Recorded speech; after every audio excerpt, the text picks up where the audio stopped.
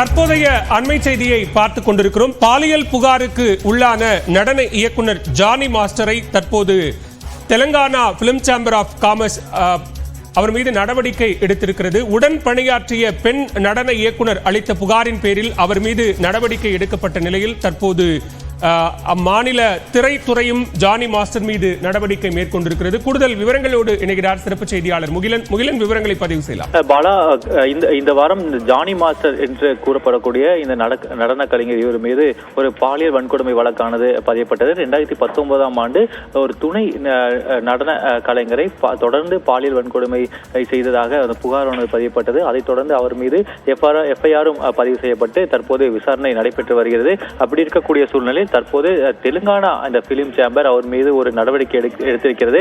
அவரை தற்காலிகமாக அவரை அந்த அமைப்பிலிருந்து நீக்கி இருக்கிறது ஜானி மாஸ்டர். அதே போல தெலுங்கானாவின் நடன கலைஞர்கள் சங்கத்திலும் அவரது தலைவராக இருக்கிறார். அதிலிருந்தும் அவரை தற்காலிகமாக தற்போது சஸ்பெண்ட் செய்திருக்கிறது இந்த தெலுங்கானா பிலிம் சேம்பர். இனி அடுத்தடுத்து இவர் மீது காவல்துறை நடவடிக்கை பாயும் என்றும் நாம் எதிர்பார்க்கலாம் பாலா.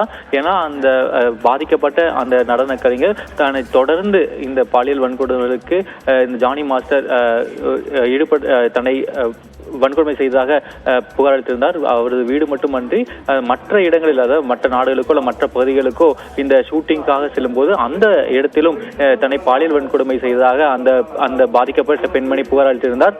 இதனால் காவல்துறை சட்ட ரீதியாக அடுத்த கட்ட நடவடிக்கைகளை எடுக்கலாம் என்றும் நம்மால் புரிந்து கொள்ள முடியுது பாலா. நன்றி முகிலன், விரிவான விவரங்களை பதிவு செய்தமைக்கு.